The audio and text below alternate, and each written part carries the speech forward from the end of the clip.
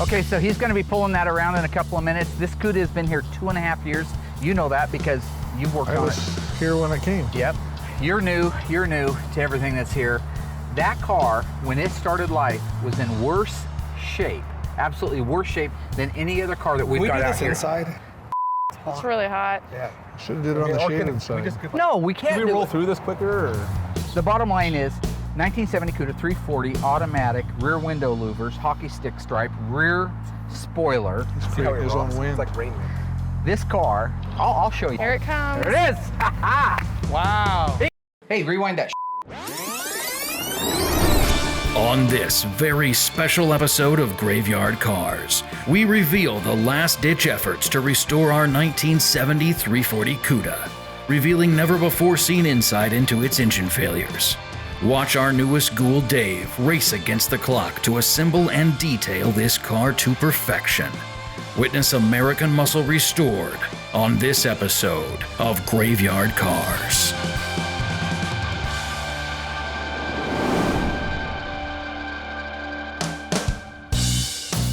The little 1970 Cuda 340 car, we didn't cover a lot of the early part of the restoration on the car, primarily because we have a lot of cars, very rare cars that we focus on. They built 1,788 340 automatic 70 Cudas. Very few of them had the hockey stick stripe, which this one was optioned for, has the original fender tag. This one was optioned for the rear window louvers, which allegedly is about 1% of all the muscle cars got those.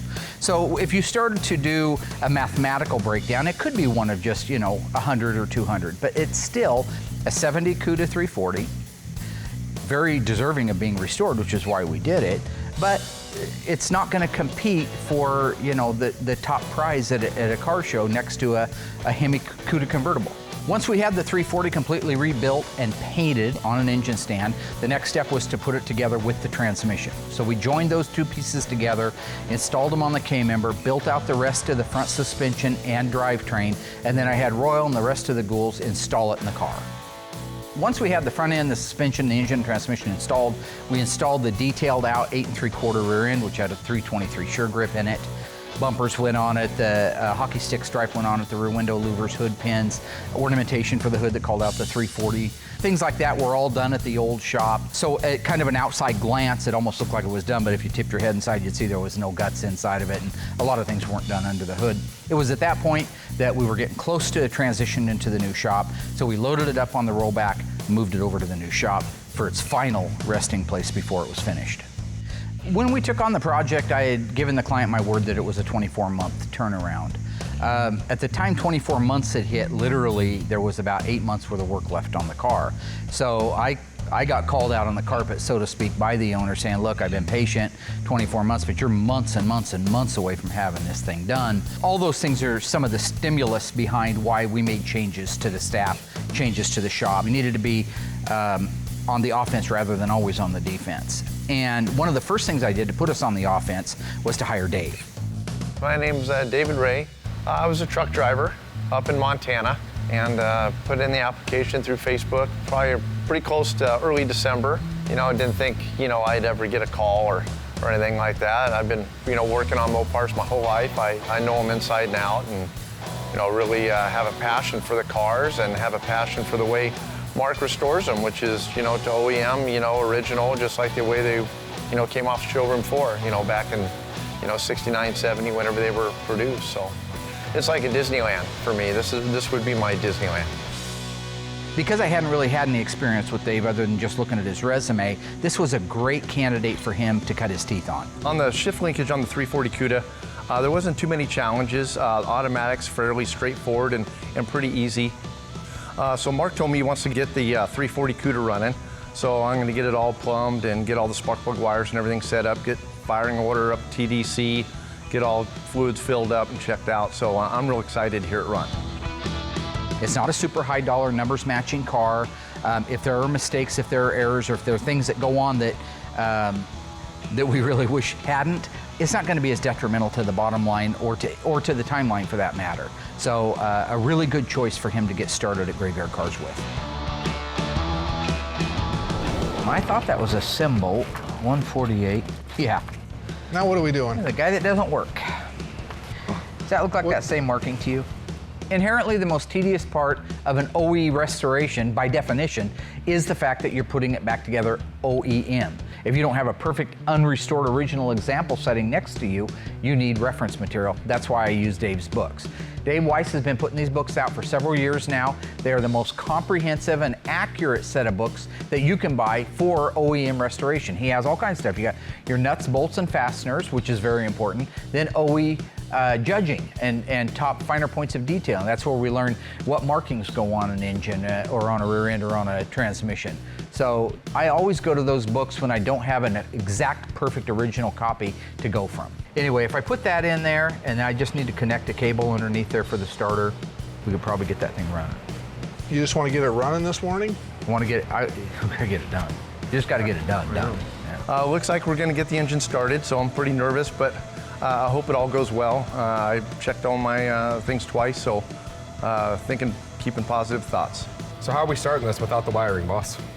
We're just gonna use a remote starter on it.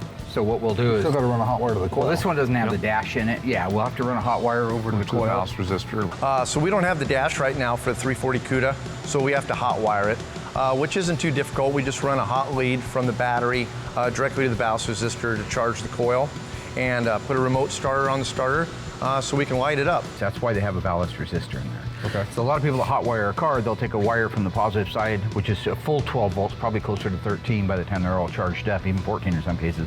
So we're getting ready to light off the 340 Cuda.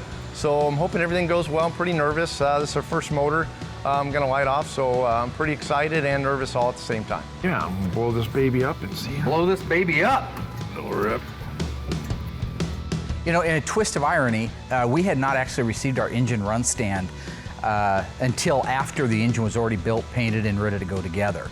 So I didn't have an opportunity to fire this engine up prior to this. So I'm a little bit nervous because I've had it bite me in the butt before, and that's why we have the engine run stand. So now it's almost like, okay, a little bit of rolling the dice. I have confidence in my engine building, but at the same time, it's nice to have that extra little good feeling that you know the engine's already been started, already been ran, already been broke in, and is ready to go. You gotta hook that lead up. One of the things that'll help a lot, yeah. Oh, I just... Oh, that sounded good. Advance it, bring it towards me. There you go. Try it there a little bit.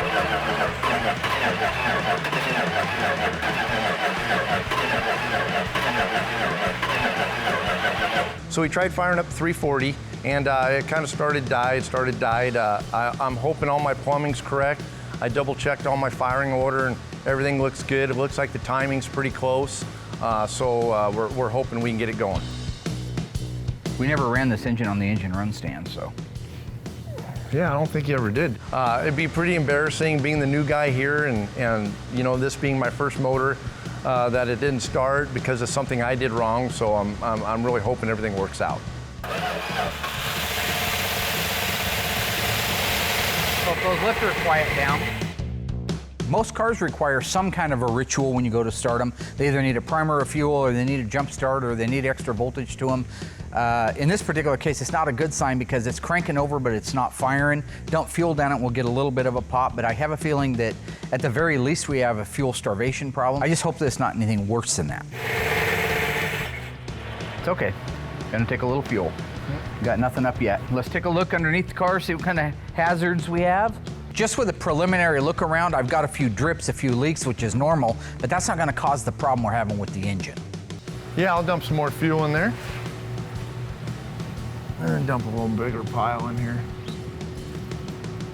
Oops, yeah, it's dumping out the carburetor now. We found the vacuum plugs were missing off the carburetor, and that would, you know, determine whether it was idling or not. So we can get it to start, but it just wouldn't stay running. So obviously, we kind of determined we got a big vacuum leak, and so that could just be a part of the problem. Stay tuned as the ghouls overcome one of the biggest multifaceted engine failures in the history of graveyard cars, and answer the ultimate question: did someone sabotage the engine?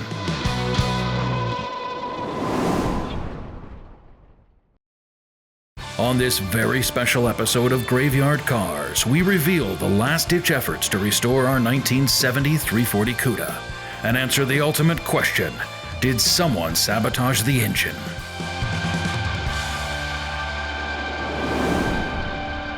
backed up on. Oh, you need a vacuum, yeah. Yeah. And is there one on the back of the carburetor? No, that one's not in the back. Ah, there we go. Okay, so what's going on right now? Vacuum. We got a huge vacuum source in the back of the carburetors. There's ported and there's manifold vacuum. This is ported vacuum. It goes on the top side of the primary circuit. So as soon as you pull it off of an idle, you have vacuum right here.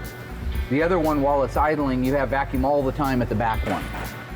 So the port in the back is constant manifold vacuum. Anytime it's running, that one in the back sucking. And that one back there is a huge hole. It's a 3/8 hole like that. So right now what we're running with is, yeah. Did that come with it? It was up on the bench. Oh, beautiful. Yeah. So let me see it. It was So we just got in a hurry and forgot to put it on. I think, I don't want to blame anybody, but I think Royal put the carburetor on. Royal put the carburetor on, he just forgot to put the plug in the back of it, that's all. This plug goes right in that main port, so the manifold vacuum, right now it's like drilling a 3/8 hole in the intake manifold. It's running way too lean. So as soon as we put this in and we cap off this other ported vacuum, I think we're gonna start getting a nice idle to it. Dave is a Mopar technician, self-taught all of his life. If he does do a remarkable job, like I'm suspecting he will because I hired him, I can turn him loose with the high dollar stuff. The Hemi Charger, the 6-pack Challenger, the convertible, 2 Hemi convertible 4-speed cars. I mean, we have cars that need that technician, and I'm rooting for him to be that technician. Well, basically, I started with just a bare motor with the carburetor on it. And I had to install the alternator, of course, all the brackets, pulleys, power steering pump, get all the power steering lines hooked up.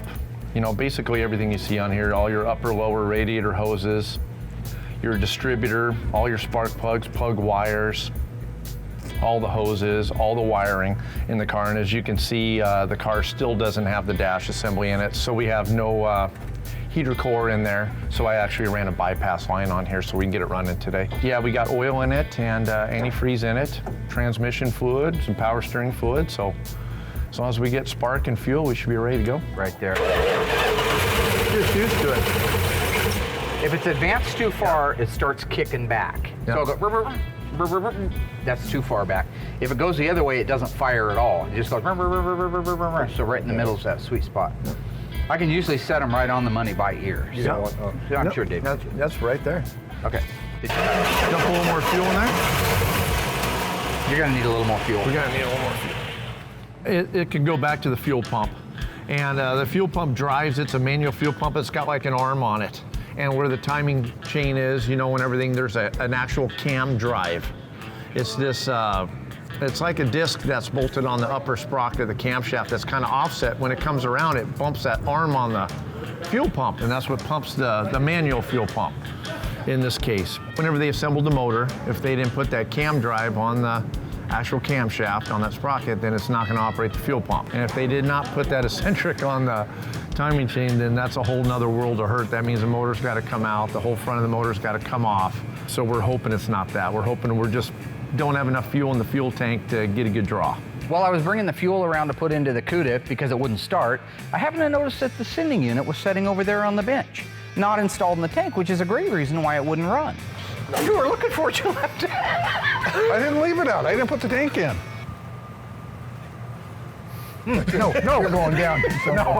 Working with Dave now has been a joy. He knows what he's doing. He follows instructions. He's got a great attitude, and it seems to me that he's a real good diagnostician. This guy actually takes his time and diagnoses it. He's kind of a mini-me, if you will, which the world needs more of. Well, this is the part we're missing on the fuel tank. Fuel sending unit and pickup unit. This deal right here, this float, operates your fuel gauge, and this is where the fuel draws from. So this is what we're missing. This is why we're not getting any fuel up to our fuel pump.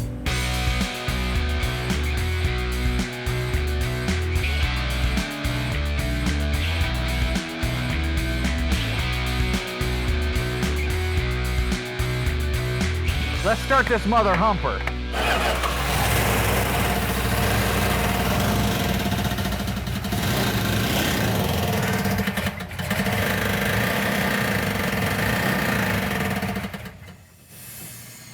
That not sound good. The Plymouth Barracuda was changed slightly from the 1970 to the 1971 model. What was changed? New grille, new taillights, new headlights. The answer coming up after the break. This incredible story becomes more ghastly with each report. So, what was changed on the 1971 Plymouth Barracuda model year? The answer? All of the above. It received a new grille, new taillight design, new headlights, on top of other amenities.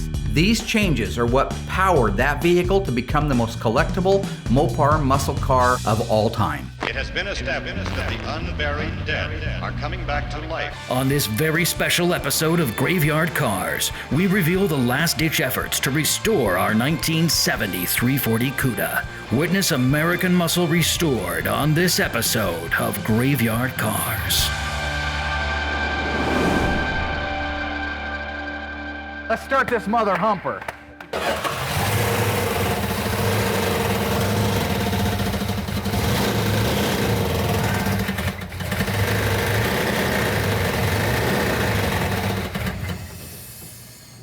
That not sound good. The engine is making a metallic knocking sound. It can be a multitude of things, from the rocker arms, rocker shafts, lifters. It can be telegraphing out of the transmission, the torque converter, the flex plate. The crankshaft could have a problem. The only thing I hope is whatever it is that's causing this unfavorable sound is not a massive overhaul. prefer the nuts and cheese. It's in the revolution of the motor. It's not top end. It's got to be, so it could be the starter. The starter would be hanging out, right? I grabbed it and it was fine. I grabbed it when it was running. It wasn't that. I can't feel anything anywhere.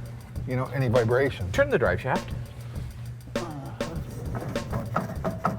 Can't.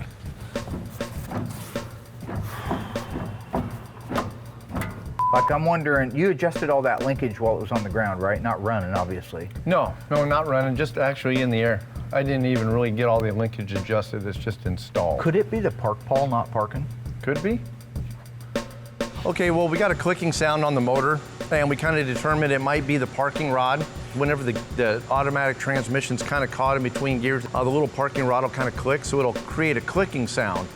So we kind of determined that might be the problem, so we're going to kind of mess with the linkage and see if that solves our noise issue. But it didn't feel like it, but Yeah. it sure sounds like it. It does, inside. It's because it's the same RPM as the engine. You know, if it was #1 rocker, it'd have to wait 8 times to come up. Seven times before it'd come up. So it's got to be in there, which is good. It beats an internal problem. Upon removing the inspection cover, we've seen some rubbing marks on the inspection cover, so that was creating our little tinny sound. So now that we got the flex plate straightened out, we were able to put a pry bar in there and just take the little tweak out of it and got our inspection cover fixed. Hopefully that's going to take care of our sound, and we'll have a really smooth, nice sounding motor. Hoping it moved just a hair. Probably didn't. Probably have to take the engine out.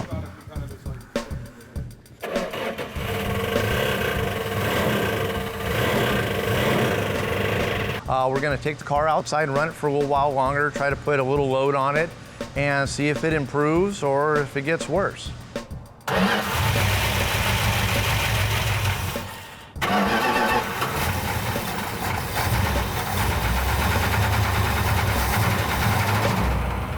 I don't know what it is. I just hope that it's nothing massive, because that's going to be a setback we just can't afford right now. Some engines are just dreams. Other ones just fight you the whole way. Seems to just fight all the way. What the f***'s happened? What the f***'s happened? You know? Why the f***'s it got a tap? What's that bullshit about? Well, we solved our tinny sound with the flex plate and that, but now, unfortunately, we have a knocking sound. And it seems like the longer we run it, it's progressively getting worse.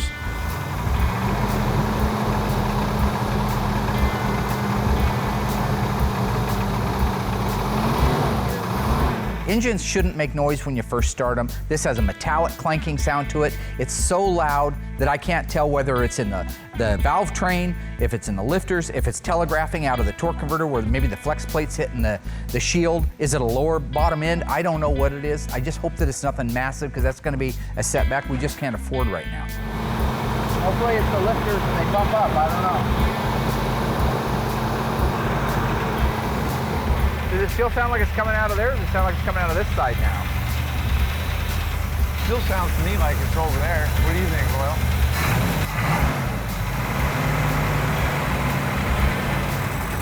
Well, you know that ain't right. I don't get it. I don't understand it. It's simple as can be, and it just is. It's not. This station will remain on the air day and night. On this very special episode of Graveyard Cars, we reveal the last-ditch efforts to restore our 1970 340 Cuda. Witness American muscle restored on this episode of Graveyard Cars.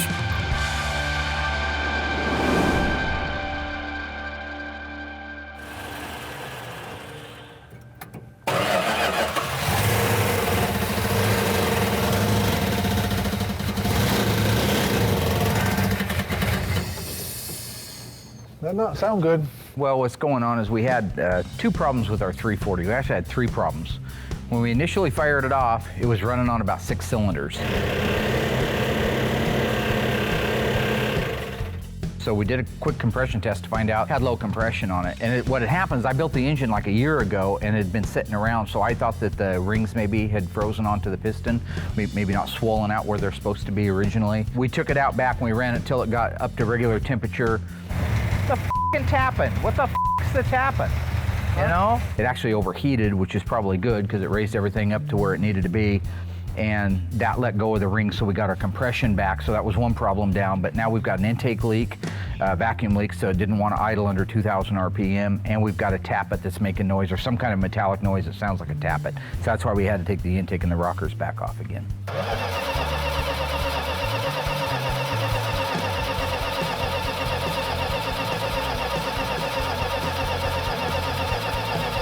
Okay. Let's just go ahead and take the rocker arm assembly off of there, push rods. Let's get everything over to the solvent tank, wash it down, and take a look at it. Yep. Okay. Get a good look at all the rockers. All right. Sounds good. I'm gonna clean these rockers up to see if I can find out if there's a plugged up oil galley, any cracks, you know, something that might cause us to lose pressure up there to make these clatter. Huh. We have a slightly bent push rod, folks. So there's one bent push rod. The bent push rods are something that usually happens when an engine backfires. Sometimes it puts a lot of pressure on that valve instantly and it can cause a bend in it. If an engine seizes, the top end's still moving, that can cause a bent push rod. The bends in these rods, there's only a few and they're very, very slight. So I don't think that they're the contributing factor to, certainly not our noise, but they could be contributing to our poor run condition. Yeah, watch. More right. Yeah. This is the one in the suspect hole. That's the one in the hole that I suspect made a noise. So I think there's only so many things that can cause that clattering. So I'm gonna order the lifters, Those are little mushrooms. Were you interrupting me? Sorry. It's okay. Just looking at the I know you like mushrooms. Since we're chasing down a multitude of problems with the engine, the noise primarily, and the poor run condition on it, I think it's just going to be prudent to go back through, change out the rocker shaft assemblies with another used, known good one that we have here, put in all new lifters and all new push rods, and really, by and large, that should take care of our problem. And then look at the intake. Yeah. This came with the kit. You had a leak, right? I mean, Look at obviously. it. Part of the runnability with the engine is going to be the intake leak. Typically speaking, when I put these LA engines together, the 273, 318, 340, 360s, I just use a gasket type material that goes between the manifold and the heads. This particular engine kit came with a metallic one, very similar to the big blocks that use the Valley Pan. They have a metallic gasket that has a raised rib around it. That raised rib is designed that when it's sandwiched between the mating surface of the cylinder head and the mating surface of the intake manifold, it smashes that flat and that creates your seal. In this case, we had some of the rib on portions of the manifold gasket that were crushed, but then we had other ones that weren't even touched, telling me it was a direct intake leak. So hopefully a combination of the direct intake leak, the bent push rods, possibly a lifter that's collapsed and not running right, should cure all of our problems. This crushed down here, it's crushed on this, but look at these up here. Yeah. It wasn't even seating. So we replace the intake gasket when we go back together, obviously, and that should cure our problem.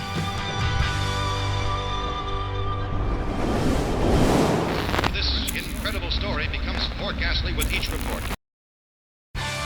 On this very special episode of Graveyard Cars, we reveal the last-ditch efforts to restore our 1970 340 Cuda and answer the ultimate question: did someone sabotage the engine?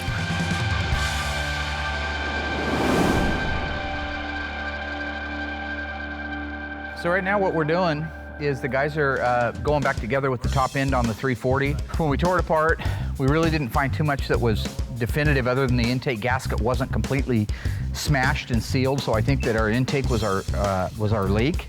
So while we had it apart to do the intake, I just decided that'd be a good time to go ahead and put in the brand new set of lifters and brand new set of push rods on it. That's all going back together. They're just buttoning up the top end, so we should be able to fire it up here in about 10-15 minutes.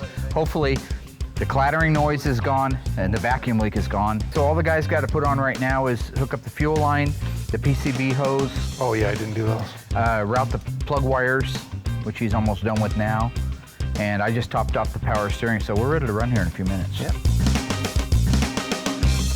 We're gonna put Bob's car outside and try to get it running, you know, and hopefully all the work that we did on it is gonna solve our issue with the motor problem.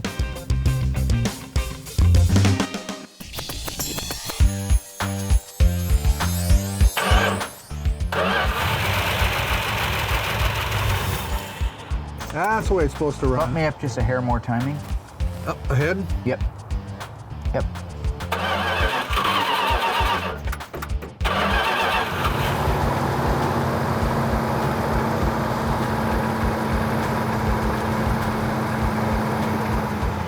So right now we're just letting it break in. It sounds like it's running a whole lot better. Sounds like we might have got rid of our vacuum leak, so we're just gonna run it up to operating temperature, about 2,000 RPM. And as soon as it's all warmed up and broke in, we can set the idle down, set the timing, set the air fuel. Hopefully the lifters get a little quieter. Mopars aren't the greatest oiling engines in the world. Sometimes they take longer than others. Come on, baby. So everything really, for the most part now, is starting to dial back in. I don't know if it was a lifter or push rod or a combination of both of them that were making all the noise. That has quieted down quite a bit. Definitely is running better. We still got to get it up to operating temperature. He's checking the water on it right now. We may need to add some to that. If we can get it to run and idle and do all the things it's supposed to do, we can set the timing on it. And hopefully after that, we're ready to pull it back inside and start putting it together. Thing is, Royal wanted to just, tear the whole thing apart. He said, oh, let's take it apart. And the rings are probably in backwards or something, It's like, me and Dave, I was telling Dave, I don't think so. I put the motor together myself. Dave, is that right? That's right. So Royal's a parts replacer. He goes bananas. Something doesn't work out, he just wants to start throwing parts. Let's rip it around. We can have that engine out in an hour. We'll take the rings off it. No, let's just get it hot and it'll let go of those rings. I was telling him. Dave and me were in complete agreement. Right, Dave? That's right. We're in complete agreement on the fact that it didn't need to come apart. But Royal being a parts, he's just crazy. He loves putting parts on an engine. So, I don't mean it disrespectful, but, Now that we got the engine running good, I can finally start working on the interior. I've been waiting to get this done. I mean, this motor's been kind of holding us up, so now I can get all the seats, carpet, all the fun stuff in and get this car wrapped up. The interior's challenging to do. The carpet a lot of times doesn't always fit right. You try to put it out in the sun, hope for a real hot day and get it nice and warm so it'll kind of conform, get your glue spread. That's usually the most challenging part. The rest is pretty cut and dry. I mean, installing seats. Rear seats are usually a pain. New interior isn't smashed like original interiors. The seats just don't pop in. They take a lot of work to get them in. But other than that, I mean, once everything starts flowing, I mean, you keep pretty good rhythm and get it knocked out pretty fast. Now that the interior's done, the car's totally come alive. It looks totally awesome. It's coming together just perfectly.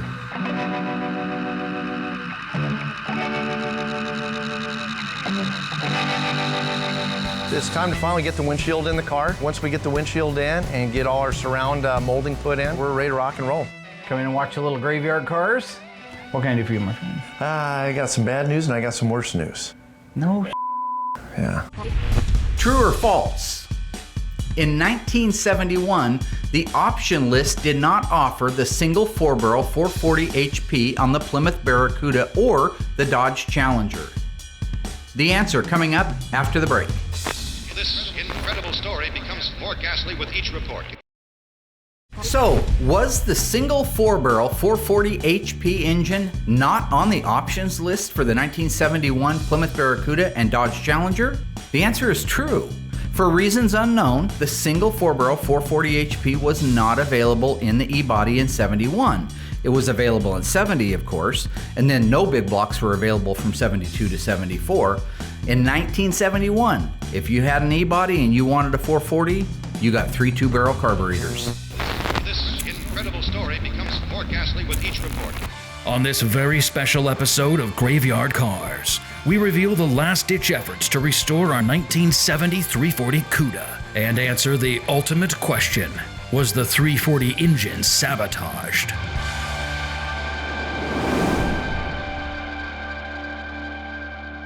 So we got our heater box all built out, all rebuilt. So it's time to install the heater box and get our heating system all put in, all the cables and stuff hooked up, so we can stay nice and toasty in the wintertime here in Oregon. Well, when in doubt, I always end up checking reference photos, whether it's photos I take with my phone out in the yard of perfectly original cars, just to see how everything is supposed to go together just perfectly, way everything's routed. When all else fails, I go to the Dave Weiss books. In our library, we got an awesome library. It has all the restoration guides and shows some great pictures, but when all else fails, you can't beat a picture. It's worth 1,000 words. Come in and watch a little Graveyard Cars.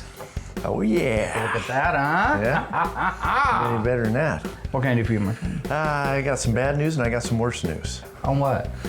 The little 340 on the orange car, the orange Cuda, 70 Cuda, it's knocking again. What the is wrong with that thing? Just one thing after another on it. What's the worst news? There is no worse news. I just thought that would soften the blow a little bit. Hey, fast forward that, fool. While our film crew was being existential down in Las Vegas, some big show, we sent the 340 over to the machine shop. The word coming back is very troubling, very confusing. I just kind of wanted to go over and reiterate everything. I need to document the file as well. Yeah. And so the main thing is I know that most of the things that were done, I just want to be sure. Originally, when we had the lack of oil pressure and the pinging noise, that's when we took the camshaft out of it, the lifter. Did we take the cam out that first time? No, we actually, the first time we focused on the flex plate. That's right, we thought we had a flex plate hitting the Or back an of the inspection which cover. it was hitting the inspection Yep, cover. yep. Then we got rid of that noise, Yeah. or we thought we got rid of the noise, and it was actually making a clinking noise over here on the right-hand side, Yep. and that's when we started chasing it from the top down. Yep, pulled the intake manifold, new lifters, new rocker assembly.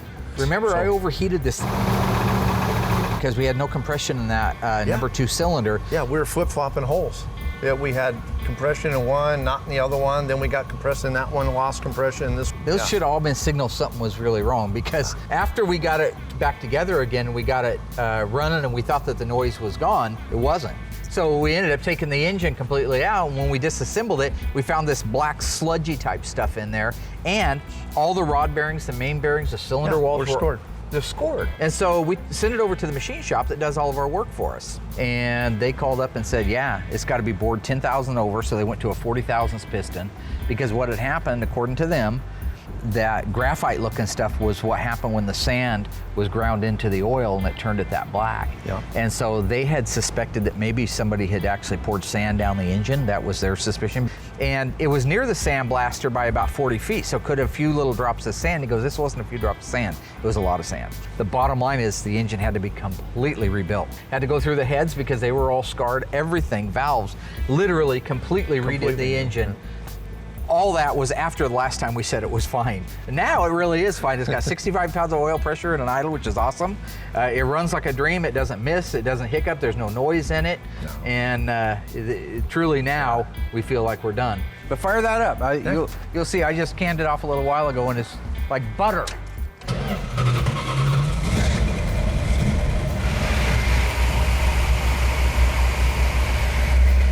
That's awesome. Yep, she's good to go now. All right, good job, buddy. I think we got a happy customer coming. Yeah, we do. The question on everybody's mind is, was the engine sabotaged? Well, these are the facts of the case. January 15th, 2014, the engine was completely rebuilt by our local builder who inspected it this time, as well as myself. January 23rd, 2015, the engine failed. The machine shop reported that an excessive amount of sand was in the engine, causing the failure. They also reported there was no way that much sand could have gotten in the engine unless somebody intentionally put it there. These are the facts of the case, and they are undisputed. So the real question is, who had access to the engine? Who had something to gain by it failing? Who had the motivation to sabotage it? I don't know now, but I will know. I promise I will know. None of the cars are easy to restore. This particular little car, maybe it has been a little bit more taxing because of the failure of the 340 at the towards the end of the build, but I have no regrets. I love what I do for a living. This is a neat little car. They didn't make very many of them. While it isn't super high dollar and super desirable, it's still a great little Mopar to have back on the road again. You look back over the history of the car and really most people would have just passed on it. It was so rusty. You couldn't see through the rust. The original engine was gone. The original transmission was gone.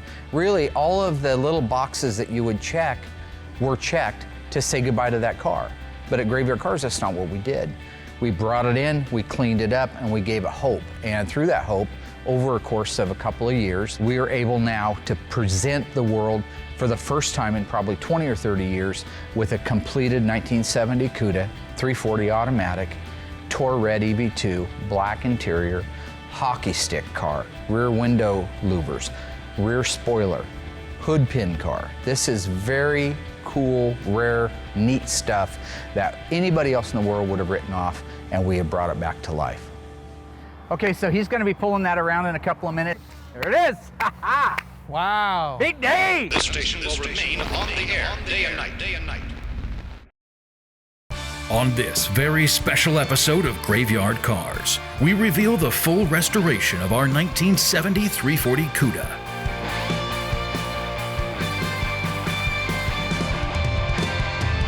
Mark and the Ghouls have resolved the engine failures, our newest Ghoul, Dave, has completed the assembly, and Mark has detailed the car to perfection. Stay tuned as the complete Graveyard Carz team witnesses the reveal of one of the most challenging builds to date.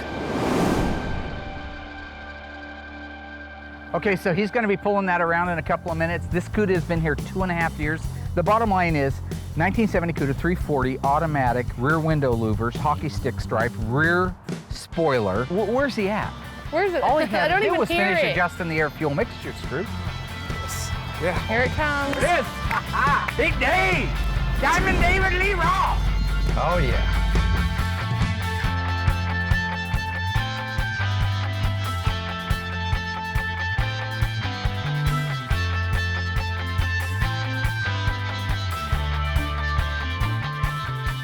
If it was 1970 and you were looking to buy a car, I'm a salesman. I'm going to walk up to you and say, "Hey, how you doing there? This is old Crazy Earl, Crazy Seems Earl's fucking used natural, cars." don't it? Yeah. Hey, do you need to jump in and interrupt? You can go ahead and do it. No, do it. Do it all I was day. talking to Do it, Dave. interrupt freak.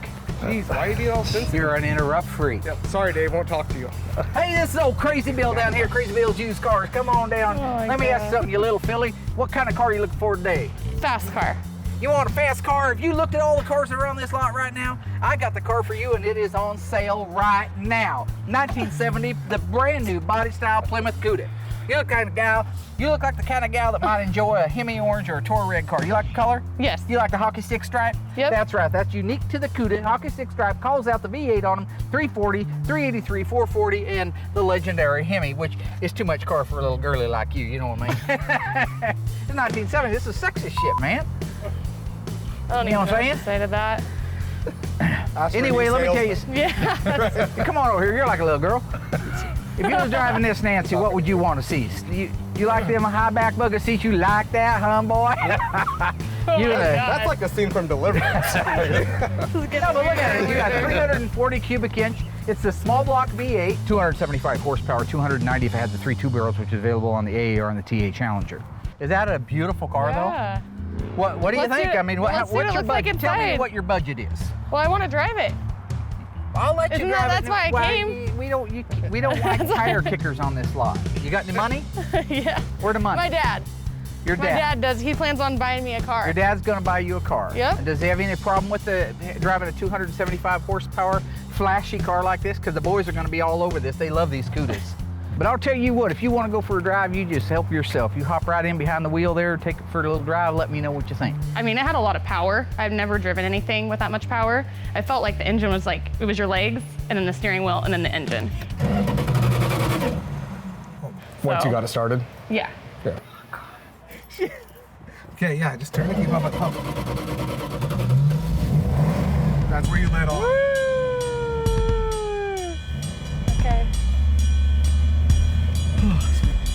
This is fun. I feel like we're like in a go-kart. A lot This bigger. feels like a go-kart? Well, just like I'm close, you know what I mean?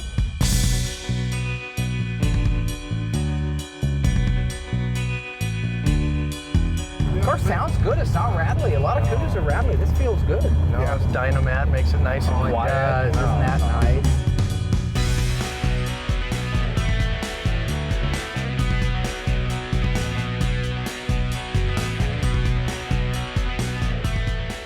But it was a great, solid car. It was the first one I've driven in probably about 5 years. So that was nice to go out. I don't think Alyssa took it as seriously as I did. You know, stopping for pictures, stuff like that. You want to stop and picture hair? No, I'm gonna. Take a selfie or? Yeah, Oh, dang it, I forgot my phone. Give me yours, I'll get a selfie. You know, it's kind of... See, that's while we're driving. That's pretty awesome. It wasn't that bad though. It's 100 degrees, and there's 3 of us pinned in the back of that car so Mark could take us out for drinks. With our BS23 H0B 1973 40 Cuda, as y'all know, built in Hamtramck, Michigan, completed and under our belt. I'm gonna load the crew up, head down to Finn's, get some schnacks, that's what you call them. When everybody's piled in a car together, they're called schnacks, like on a road trip. It's gonna be the best.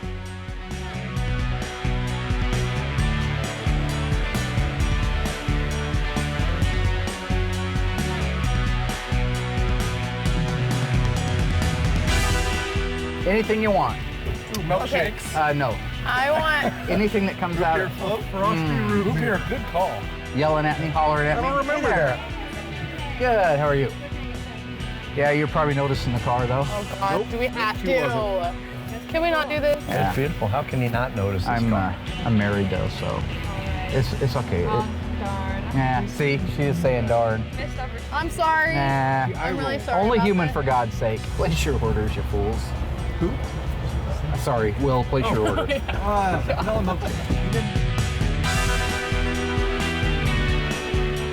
Well, boss, thanks for taking us out. Well, there they go. Yep, thanks for the milkshake.